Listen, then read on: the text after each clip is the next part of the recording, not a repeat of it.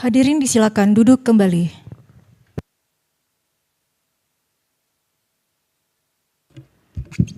Kita buka persidangan. Persidangan untuk perkara nomor 101 garis miring PUU garis datar 22 Romawi garis miring 2024 dibuka dan persidangan dinyatakan terbuka untuk umum. Selamat sore, Assalamualaikum warahmatullahi wabarakatuh. Salam sejahtera untuk kita semua. Diperkenalkan yang hadir. Silakan. Baik, terima kasih Yang Mulia. Assalamualaikum warahmatullahi wabarakatuh. Selamat sore kepada Yang Mulia Dr. Suhartoyo, Yang Mulia Prof. Guntur Hamzah, dan Yang Mulia Dr. Arsul Sani.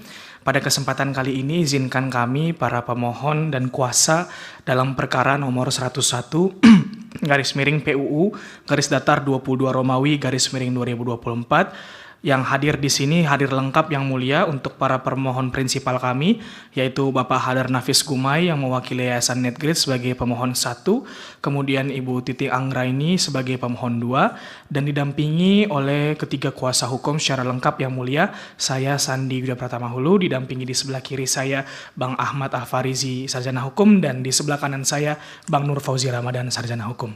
Demikian Yang Mulia, terima kasih. Baik, terima kasih. Agenda persidangan sore hari ini adalah untuk penyampaian pokok-pokok perbaikan permohonan dari para pemohon. Oleh karena itu dipersilahkan untuk disampaikan bagian-bagian yang dilakukan perbaikan saja. Selebihnya jika itu bukan lagi bagian dari yang diperbaiki, dianggap sudah disampaikan pada persidangan sebelumnya. Silakan, siapa yang akan menyampaikan? Baik Yang Mulia, kami akan menyampaikan secara bergantian untuk perbaikan permohonannya Yang Mulia. Dan sebelum itu mohon izin sekiranya Yang Mulia berkenan untuk kami menampilkan tayangan. Sudah koordinasi tadi dengan petugas? Sudah Yang Mulia. Silakan. Petugasnya? Baik, terima kasih Yang Mulia. Oke, silakan. Pada pokoknya perbaikan permohonan kami ini tetap Yang Mulia untuk pengujian material pasal 222 Undang-Undang Nomor 7 Tahun 2017 tentang pemilihan umum. Namun ada hal yang kami ubah Yang Mulia terkait dengan batu uji, yakni kami menambahkan batu uji di pasal 6A ayat 3 Undang-Undang Dasar Negara Republik Indonesia tahun 1945, dan kami menghapus batu uji pasal 28C ayat 2 Undang-Undang Dasar Negara Republik Indonesia tahun 1945. Berikutnya untuk identitas dan kewenangan Mahkamah Konstitusi tidak ada yang berubah Yang Mulia, sehingga Mahkamah berwenang mengadili permohonan aku. Selanjutnya mengenai kedudukan hukum ada perbaikan Yang Mulia yang akan disampaikan oleh pemohon 2 Ibu Titi Anggraini. Silakan Ibu.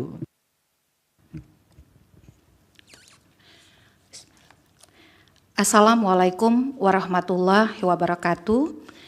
Selamat sore, salam hormat, salam sejahtera, dukungan, doa terbaik, dan penghormatan selalu kami sampaikan kepada Mahkamah Konstitusi dan segenap Majelis Hakim Mahkamah Konstitusi sebagai penegak konstitusi dan demokrasi di Indonesia. Berikut akan pemohon 1 sampaikan kedudukan hukum atau legal standing. Yang pertama adalah Yayasan Netgrid, ada pada halaman 9. Kami telah mengikuti saran dari Yang Mulia Dr. Suhartoyo untuk memasukkan surat kuasa dari tertanda Ketua Netgrid berdasarkan akta pendirian, yakni Bapak Sigit Pamungkas, yang memberi kuasa kepada Bapak Hadar Nafis Gumai untuk mewakili Yayasan Netgrid di Mahkamah Konstitusi. Terdapat juga tambahan bukti-bukti kegiatan Netgrid dari tahun 2018 hingga saat ini yang konsisten mengawal isu pemilu dan demokrasi sebagaimana dihimpun pada bukti P5. Selanjutnya, Titi Anggraini selaku pemohon 2 dengan kualifikasi perseorangan ada pada halaman 17. Kami menambahkan hak pilih atau right to vote sebagai dasar kerugian konstitusional sebagaimana dinasihatkan oleh Majelis Hakim Mahkamah Konstitusi. Dengan keberlakuan pasal 222 Undang-Undang Pemilu, terdapat kerugian hak konstitusional secara aktual dan potensial yang dialami oleh pemohon 2. Kerugian aktual yang telah dirasakan oleh pemohon 2 adalah keterbatasan pemohon 2 untuk memilih calon-calon alternatif dan beragam dalam pemilu presiden dan wakil presiden.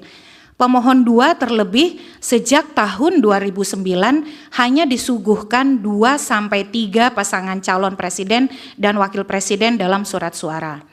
Secara potensial, bila keberlakuan pasal Akuo terus dipertahankan, maka pemohon 2 juga akan terus dirugikan hak konstitusionalnya untuk mempunyai lebih banyak pilihan pasangan calon presiden dan wakil presiden. Dengan demikian, penerapan ambang batas pencalonan presiden telah nyata merugikan hak konstitusional pemohon 2 untuk memilih pasangan calon presiden dan calon wakil presiden secara langsung sebagaimana yang telah dijamin oleh pasal 6A ayat 1 Undang-Undang Dasar NRI 1945. Bahwa bila melihat rekam jejak pemohon 2 dalam hal pengajuan ketentuan pasal Akuo, sejatinya pemohon 2 telah 2 kali mendapatkan kedudukan hukum atau legal standing dalam perkara pengujian konstitusionalitas norma pasal Akuo di Mahkamah Konstitusi. Tepatnya dalam perkara nomor 71/PUU strip 15 Romawi /2017 dan nomor 49/PUU strip 16 Romawi /2018. Kendati pada kedua perkara tersebut pemohon 2 berkedudukan sebagai badan hukum, pada saat itu pemohon 2 mewakili Badan Hukum Perkumpulan untuk Pemilu dan Demokrasi atau Yayasan Perludem, akan tetapi baik sebagai perorangan maupun sebagai perwakilan badan hukum, pemohon 2 tetap menjalankan kerja-kerja aktivismenya di bidang kepemiluan. Bila melihat uraian penjelasan mengenai kedudukan hukum pemohon 2 ketika mewakili Badan Hukum Perludem, maka dapat dijabarkan penjelasannya sebagai berikut. Ini merupakan tambahan yang mulia pada permohonan kami untuk kedudukan hak pilih dalam pengujian pasal 222 Undang-Undang Pemilu di Mahkamah Konstitusi, yaitu pada halaman 24. Mahkamah Konstitusi menegaskan bahwa terjadi pergeseran relevansi hak pilih atau right to vote untuk menguji pasal 222 Undang-Undang Pemilu. Mekanisme dan sistem penentuan persyaratan ambang batas untuk mengusulkan calon presiden dan wakil presiden pada pemilu tahun 2014 berbeda dengan pemilu tahun 2019, di mana pada pemilu tahun 2014 pemilih belum mengetahui bahwa hasil pemilihan anggota legislatif akan digunakan sebagai persyaratan ambang batas untuk mengusulkan pasangan calon presiden dan wakil presiden. Bahwa menurut para pemohon, sekalipun terjadi perbedaan antara pemilu 2014 dan pemilu 2019, yakni pada 2014 pemilu legislatif dan presiden dilaksanakan terpisah, sedangkan pada pemilu 2019 berbarengan, namun dalam konteks penggunaan suara pemilih dalam pemilu legislatif yang digunakan dalam pencalonan presiden sebenarnya sama. Dalam konteks ini, para pemohon menilai bahwa pada pemilu tahun 2014 pun pemilih telah mengetahui bahwa hasil pemilihan anggota legislatif akan digunakan sebagai persyaratan ambang batas untuk mengusulkan pasangan calon presiden dan wakil presiden.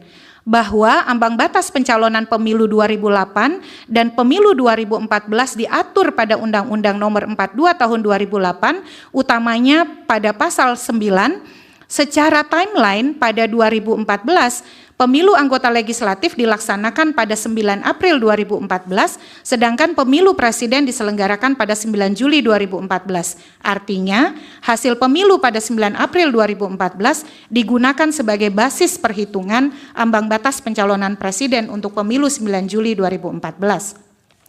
Pada 2008 maupun pada 2014 pun sendiri, awal sudah mengetahui bahwa pilihannya pada pemilu legislatif 2008 dan pemilu legislatif 2014 akan digunakan pada pemenuhan ambang batas pencalonan presiden pada 2008 dan 2004, pada 2009 dan 2014. Mohon maaf yang mulia. Dengan demikian tidak ada perbedaan baik pada konteks 2019 dan 2014 sebagaimana yang dibedakan oleh Mahkamah Konstitusi. Sehingga berdasarkan pertimbangan tersebut, sepatutnya hak pilih atau right to vote tetap memiliki kedudukan hukum atau legal standing untuk mengajukan permohonan pengujian pasal 222 Undang-Undang Pemilu di Mahkamah Konstitusi. Untuk selanjutnya Yang Mulia mohon izin bahwa posita tambahan akan dijelaskan oleh para kuasa hukum secara bergantian. Terima kasih. Silakan. Izin melanjutkan Yang Mulia. Ya. Saya ingin melanjutkan di posita D Yang Mulia dari halaman 59. Di sini ada sedikit perbaikan Yang Mulia. Presidential non-nominational threshold tidak berkorelasi dengan penyederhanaan calon presiden, justru menghambat partai politik untuk partai politik peserta pemilu untuk menyalonkan presiden atau wakil presiden. Sebagaimana yang kita ketahui dalam beberapa putusan Mahkamah Konstitusi, terutama yang telah diputus pasca pemilu 2019, hanya ada setidaknya 2 hal yang bisa mendapatkan kedudukan hukum, yaitu partai politik peserta pemilu dan juga calon presiden yang kemungkinan akan mendapatkan rekomendasi dari partai politik. Nah, di sini kami menyatakan bahwasannya hal demikian Mahkamah Konstitusi telah memberikan hak seluas-luasnya kepada partai politik peserta pemilu untuk mengajukan calon presiden atau calon wakil presiden. Artinya ini sudah sesuai dengan pasal 6A ayat 2 Undang-Undang Dasar 1945. Lalu juga kami menambahkan Yang Mulia bahwasannya dalam salah satu putusan 114 tahun 2022, Mahkamah Konstitusi telah memberikan panduan terutama soal pemilihan internal di dalam partai politik guna mencalonkan kadernya, dan ini sebuah hal baik yang para pemohon yakini untuk diterapkan juga dalam pemilihan presiden atau wakil presiden, karena ini adalah salah satu fungsi dari partai politik guna menciptakan kader-kader terbaik untuk berkontestasi dalam setiap pemilihan, tanpa terkecuali untuk pemilihan presiden dan wakil presiden. Nah, ini Yang Mulia di halaman 64 menuju 65 kami utamanya berkaitan dengan pasal 6A ayat 2 ini, terutama berkaitan dengan partai politik peserta pemilu. Kami memberikan atau ada sebuah syarat tertentu gitu. Kalau misalkan partai politik peserta pemilu itu bisa mencalonkan, yaitu adanya menjadikan koridor untuk memperkuat sistem presidensial, menjamin kesetaraan hak bagi peserta partai politik peserta pemilu, dan mendorong pencalonan atau mendorong proses pemilihan internal di dalam partai politik peserta pemilu, sehingga sudah sesuai dengan fungsi dan tugas dari partai politik untuk menciptakan kader-kader yang berkualitas guna untuk berkonsentrasi di dalam proses pemilihan tanpa kecuali presiden dan wakil presiden. Mungkin bisa dilanjutkan kepada rekan saya. Silakan. Baik, saya lanjutkan Yang Mulia. Ini adalah posita baru yang kami tambahkan di bagian E, yakni meninjau tentang pasal 222 Pemilu yang menghambat representasi keragaman kultural, politik, geografis, dan halaman demografis. Berapa itu Al-Farizi? Ada di halaman 65 Yang Mulia. Oke. Iya, ini kami ujikan dengan pasal 6A ayat 3 dan pasal 22E ayat 1. Kita paham Yang Mulia bahwa sistem keterpilihan presiden di Indonesia menurut UUD NRI 1945 adalah sistem majority runoff, di mana terdapat ketentuan adanya perhitungan suara mayoritas absolut yakni 50% plus 1, dan adanya ketentuan persebaran suara dengan perolehan suara 20% pada sekurang-kurangnya pada lebih dari setengah jumlah provinsi di Indonesia. Setelah kami lacak dari naskah komprehensif pembentukan UUD NRI 1945, makna dari adanya ketentuan ini ada 3. Pertama, pertimbangan untuk melahirkan presiden dengan legitimasi yang kuat di masyarakat melalui dukungan mayoritas absolut.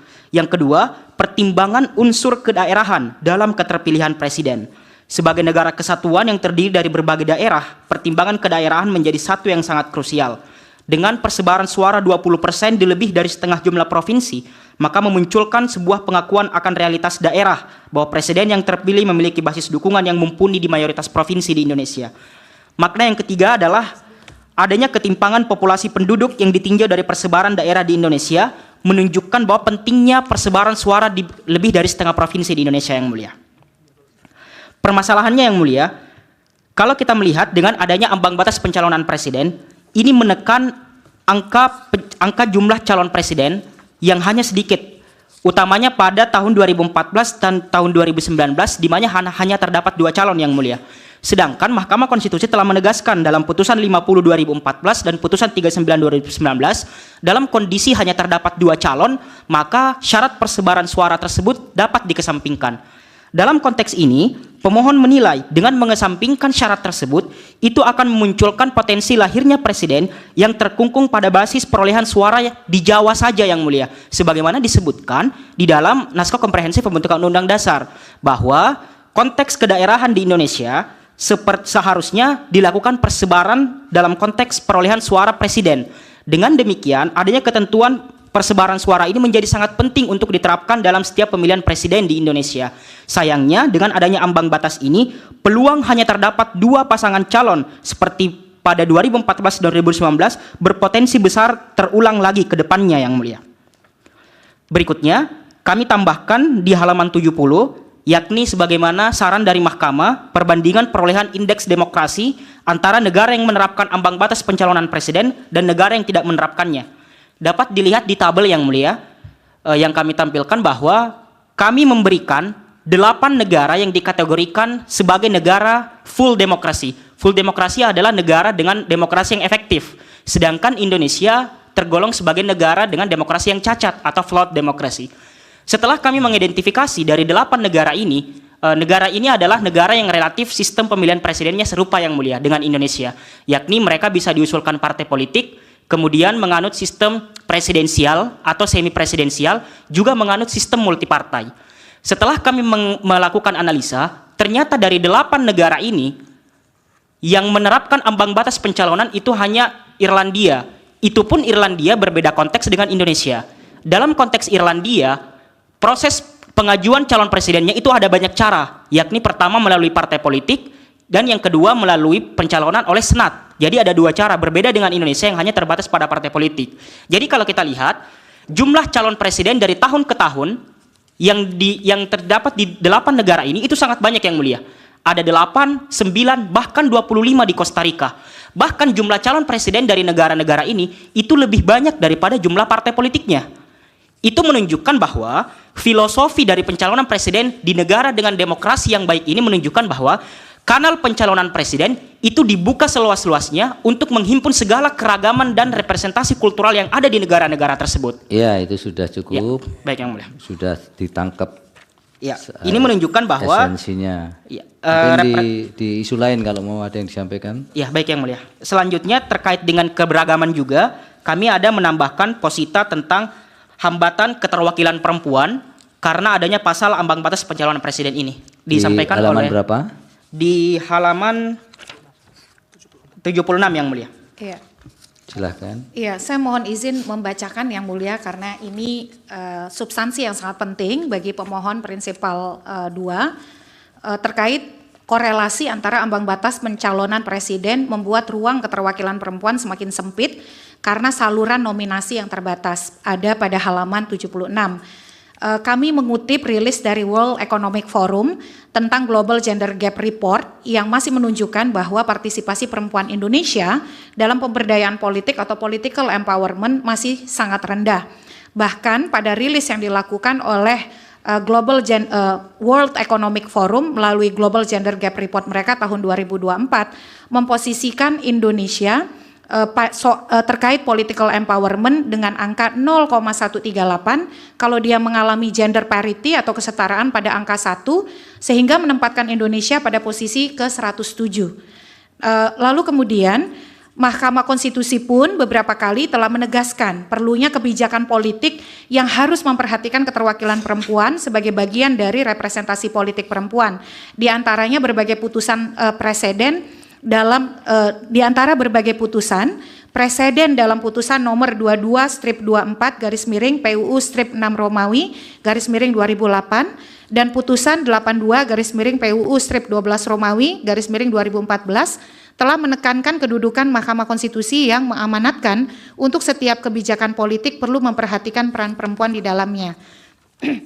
Secara ideal, Mahkamah Konstitusi sebenarnya telah menekankan bahwa dalam mencalonkan presiden, partai politik harus melakukan pemilu internal, partai politik baik dengan cara pemilihan internal, kaukus maupun konvensi. Hal ini dilakukan dengan memunculkan kader-kader terbaik yang merupakan, mohon maaf Yang Mulia, representasi kepartaian secara ideologis.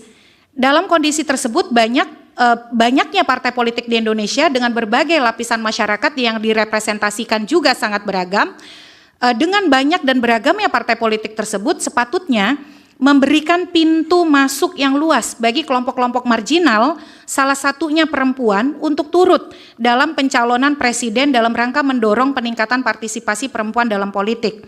Sayangnya kondisi tersebut justru terdistorsi dengan adanya ambang batas pencalonan presiden dalam pasal AKUO yang mempersempit peluang pencalonan dan berdampak sangat besar bagi kelompok marginal.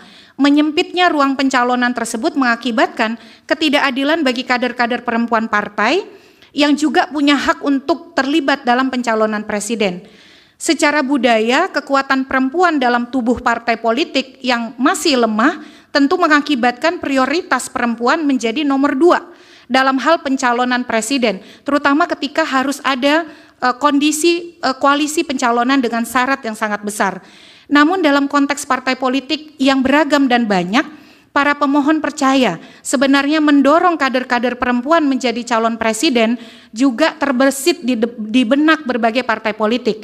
Akan tetapi menyempitnya jalur pencalonan mengakibatkan prioritas utama jatuh pada kelompok dengan dominasi yang kuat, yakni laki-laki.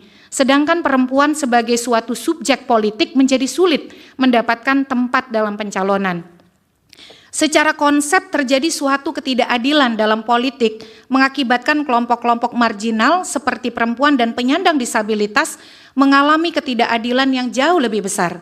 Hal ini dikarenakan pijakan awal dari kelompok marginal mengalami perbedaan dan mendapat posisi yang lemah. Oleh karena itu, ambang batas pencalonan presiden yang mengakibatkan ketidakadilan secara umum justru membawa dampak ketidakadilan yang jauh lebih besar kepada kaum marginal, salah satunya perempuan. Hal ini yang sejak lama telah menjadi salah satu faktor determinan dalam rendahnya partisipasi perempuan dalam bidang politik, terutama terkait keterpilihan. Ya, Ibu Titi udah cukup. Mungkin dilanjutkan kalau masih ada yang penegasan, ada perubahan di Pusita.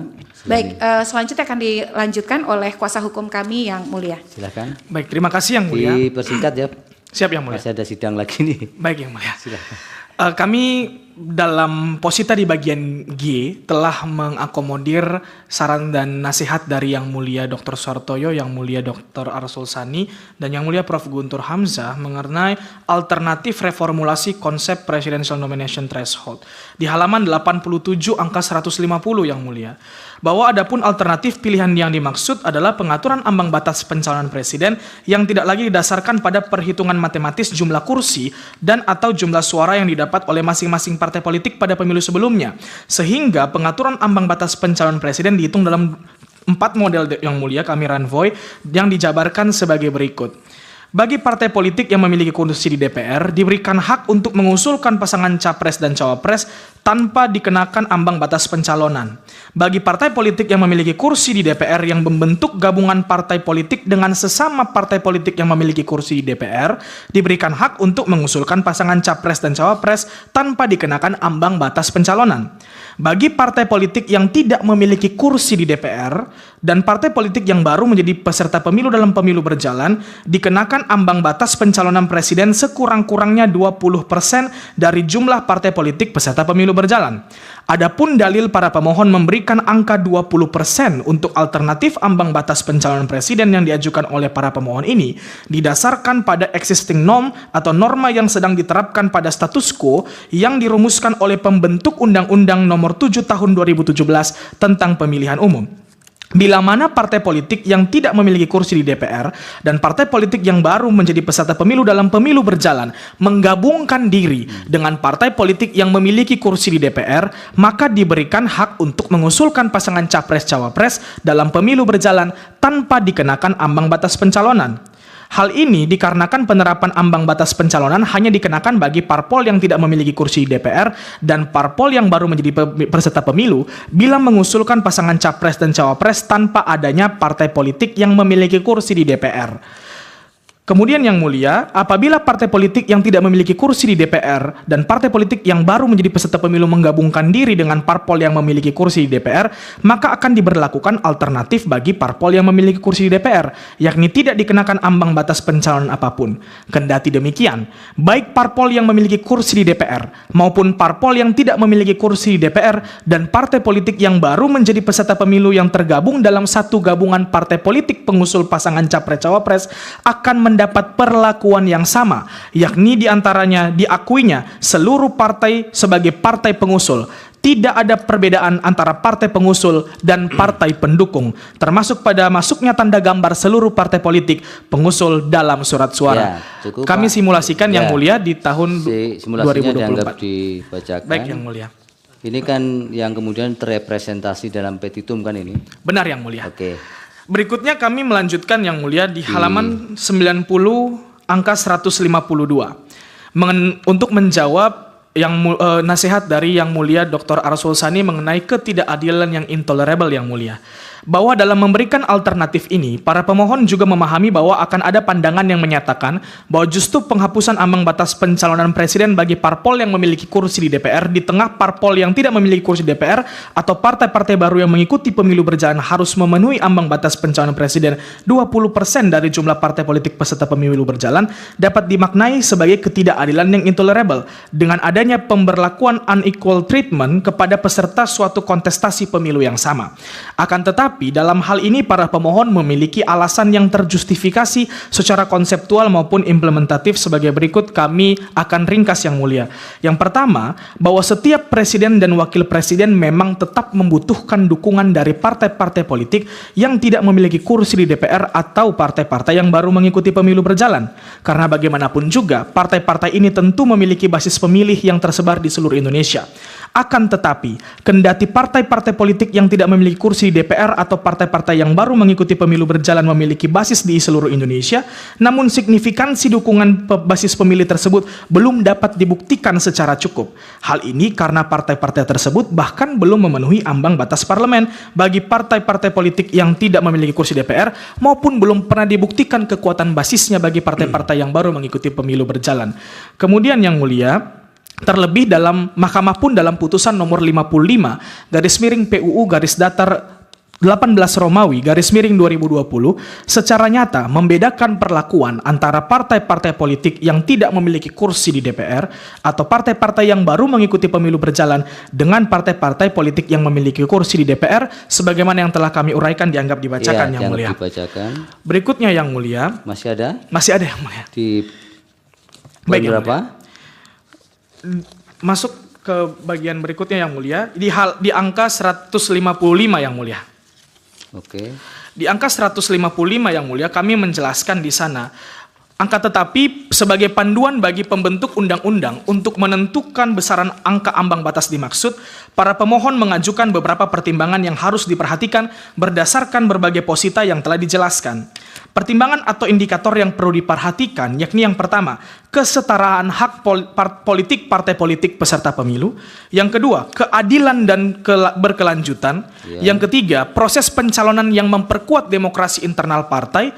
Yang keempat, pluralitas. Dan yang kelima, penguatan presidensialisme di Indonesia.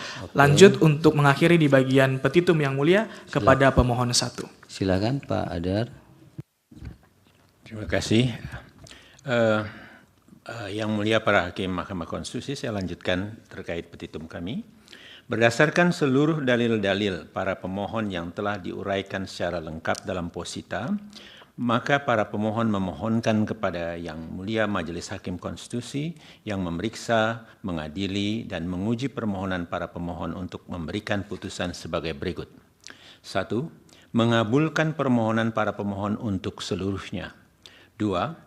Menyatakan pasal 222 Undang-Undang Nomor 7 Tahun 2017 tentang Pemilihan Umum bertentangan dengan Undang-Undang Dasar Negara Republik Indonesia tahun 1945 dan tidak mempunyai kekuatan hukum mengikat untuk diberlakukan pada pemilu 2029 dan pemilu berikutnya sepanjang tidak dimaknai pasangan calon diusulkan oleh A.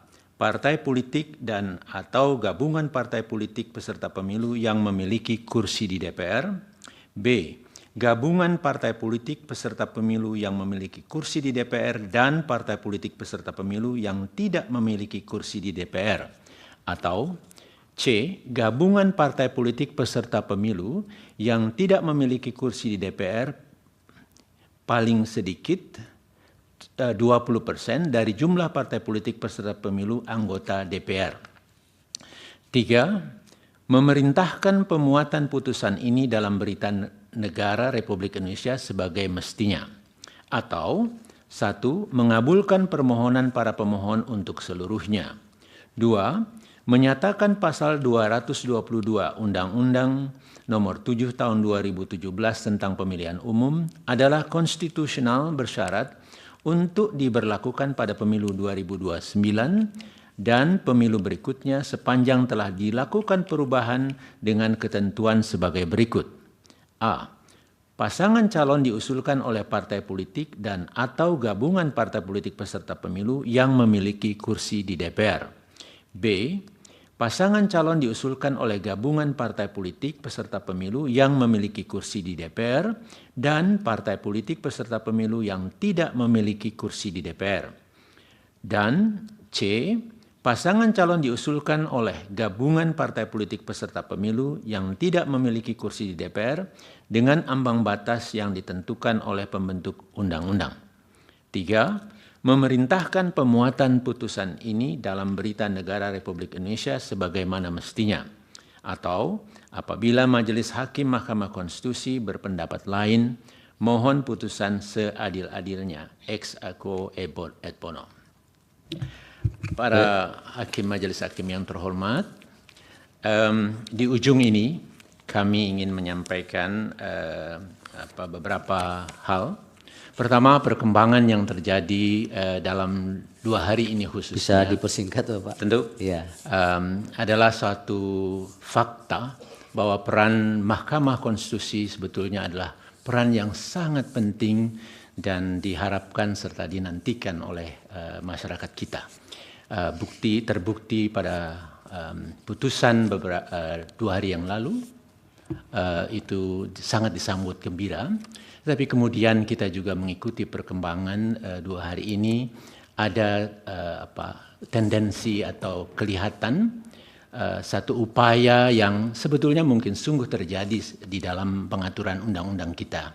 Sesuatu upaya yang lebih sangat politis sifatnya sehingga praktek demokrasi di kita itu sebetulnya banyak persoalannya.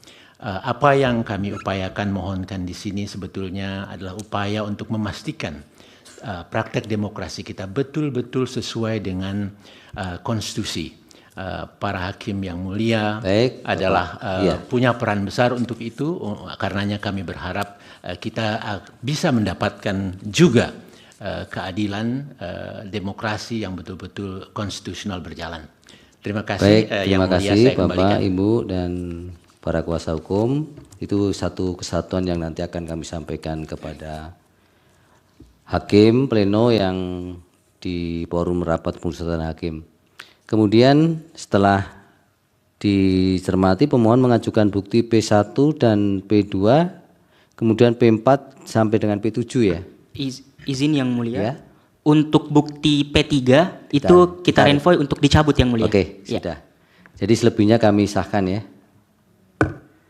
Baik, terima kasih. Jadi Yang mulia, mohon izin yang mulia, ada sedikit yang ingin direnvoy dari bagian permohonan yang mulia disampaikan oleh pemohon 2. Yang di bagian mana ya? Iya, terima kasih yang mulia. Ini mungkin karena teledor 100 halaman, jadi kami ketelingsut.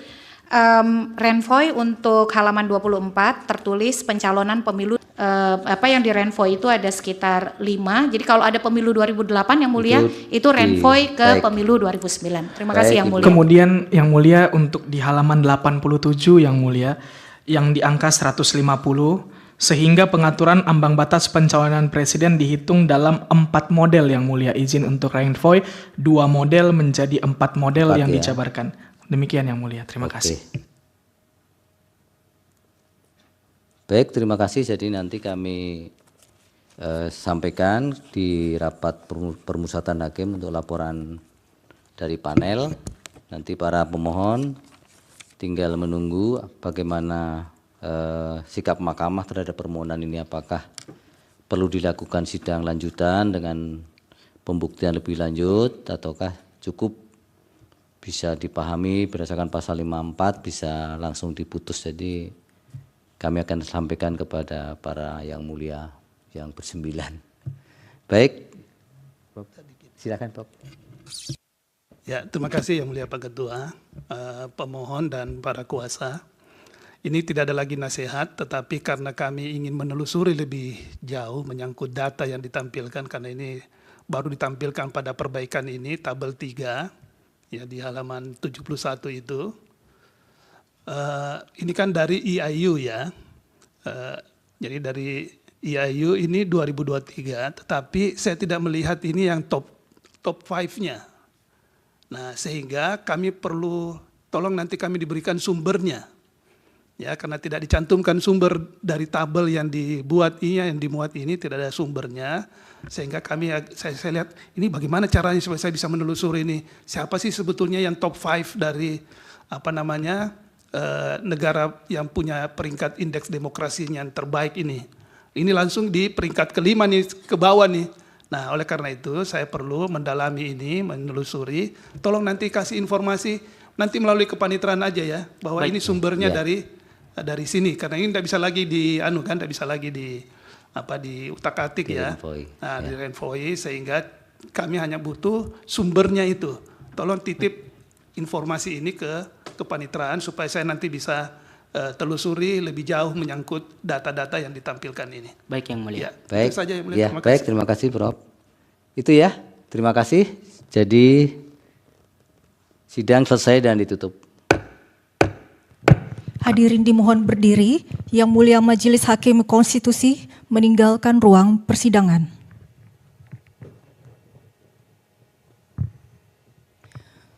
Hadirin disilakan duduk kembali.